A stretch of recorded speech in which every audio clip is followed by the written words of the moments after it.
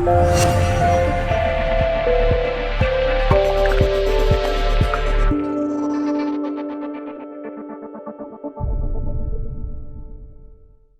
like Aquarius.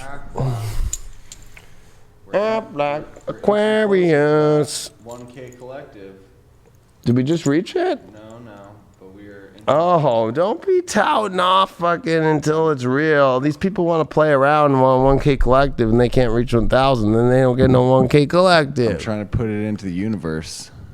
Hey, we always put it into the universe, but you know, people are afraid to share this stuff. They're afraid. Come on. They're afraid. It's cool. You know, like they're like, I don't want my friend to like think I'm crazy. You know, like it's cool. I get it. Don't be scared. People are afraid to share Leo King just because it's like, oh fuck, like fool's crazy. Shit is crazy. Or he's not spiritual because he fucking wears a headband. Or he's not spiritual because he fucking pollutes. You're Not polluting, spiritual. bro. He hits a At jewel. 450. Huh? You're polluting. You're not spiritual. Yeah, I was accused of that this weekend. That I wasn't spiritual because I have a big RV and it has a generator. That's the spiritual community today. Like, it's not like I would be like, oh, you're not spiritual because you're serving out fucking, you know, hallucinogenic mushroom tea to people. Like, do what you gotta do. Like, you know, everybody else was fucking chill as fuck. The worst was they took where the pipe is, the exhaust of the generator, and then they took a box, and then that box projected all of the fucking exhaust back into the RV. Instead of like turning it maybe a different direction, I don't care what you want to do. Like it wasn't, and they could have turned around in a different way. It was so stupid. It was like the most stupidest situation I've ever seen in my life. I remember sitting there going like, everybody too was like, can't they just turn around and they would have a better view, like they're a vendor. They were like a vendor. Imagine like if there was a street like it's dirt. Imagine if there's like a dirt road and everybody's walking and they see the vendors and your vendor was turned like 3/4 of the way away, right? So like you barely see them, and then anybody coming back the other way won't see you. That was them. Everybody else had no problems with anybody else with generators or anything because like their backs were to it all. They chose to put their full frontal right into it, like, and just sit there. It was like very disturbing. I'm sounding like an Aquarius. I know Aquariuses are watching right now. An Aquarius would have went in there and been like, this is stupid.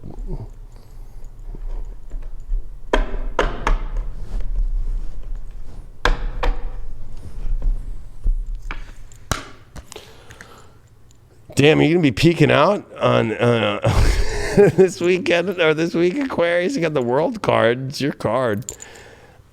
I feel like you're coming into a new cycle, though. I feel like you've completed a cycle. You're ready for a new cycle. So this could go in many different ways. It's a very positive card, though. So it's all leading to the positive. But you got to follow that positive. And I feel that for you, this is about fixating on what you really want instead of like continuing to kind of like not make that change. You're gonna have the world you really want, but you gotta like be willing to also own that world too. You might be afraid to like complete a cycle of a relationship, or you know, sometimes relationships go through their cycles that you're just over, and it's like, let's put this to bed and let's move on to a different direction now. Or you got to put a whole thing out of cycle, or you're just a Aquarius that's on another planet right now and you're watching, you know, via UFO, and you're behind a planet right now and you're bouncing off satellites and you don't want to be known that you're being watched right now, and you're fucking like too afraid to come back to connect. I was hoping to see some UFOs this weekend. I didn't. Oh, there were plenty. I didn't. They were just, you know, right in front of your eyes, and they were like,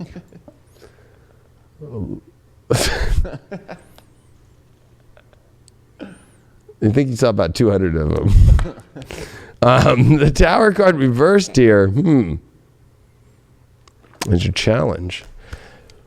I think that you think a new world would destroy your life for some reason. It wouldn't. If anything, it would give you life that you really want. So I think that there's a challenge here of like, you don't want to change things the way they are, even though you do. Like,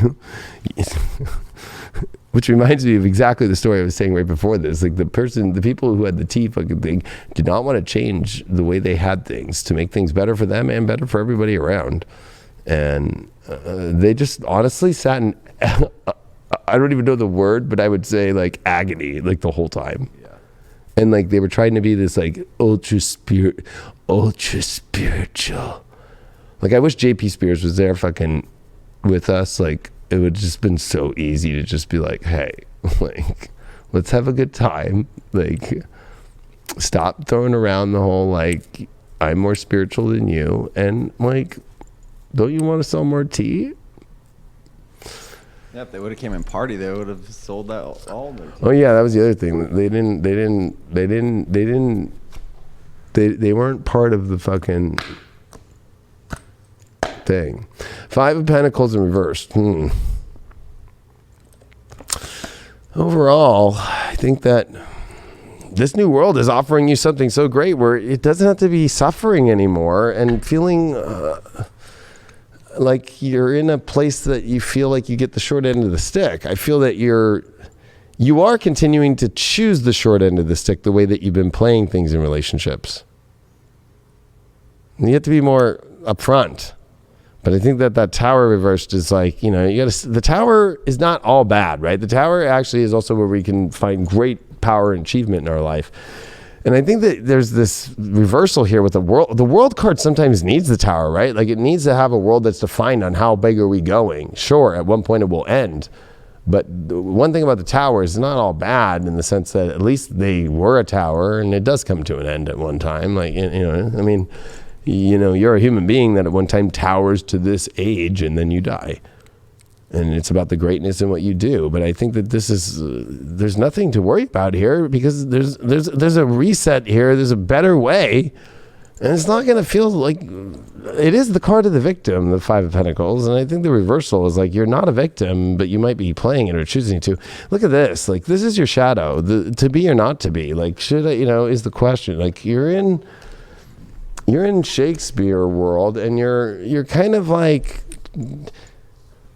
unsure about what to do here, or you're too afraid of, I think, deep fucking, that's why I said, are you having a peek out? Are you ready to like peek? Look at this. She is like, fuck yeah, look at the fucking star come down, like the moon energy. Like, she's willing to like take in the serpent too. Like there's a willing to take it all, like, you know, but I feel like you're still playing around and fidgeting with like an unsurety of situations. I think that you have to look at that in yourself. Like instead of the alternative, which would be like, oh, you know, this person might be unsure. I'm unsure how this person is like, or, you know, this person's this way. It's like, well, if they're that way, then stop being with them or stop trying. It's like not worth it. You did pull the Hierophant reversed with the world. Wow. Yeah, it's like you're not showing up to the new world. You need to create like a new way emotionally in your relationship life, like some sort of like, you know, like calling to showing up to what the world is that you want it to look like, instead of like playing games with like minor parts. Like it's like a full show up, like, hey, this is what I fully want, this is what I fully don't like, this is what I fully want to do, this is what I fully want to have in my life. It's like you're showing up and like, well, maybe a little here.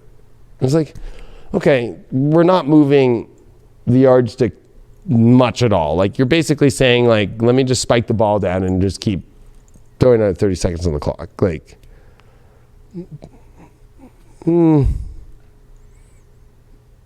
like it's time to make a play.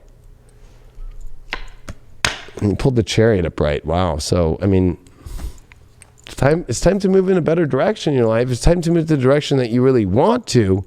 But I want to remind you know, all Aquarians out there, when it comes to the Chariot, it is a card about moving into the ultimate space that's divine guided by the universe. It's divine guided by your calling to move out of the same boring, understood roads that don't take you to where you want to go in your life. So I think that this is getting out of a place that you don't want to be anymore.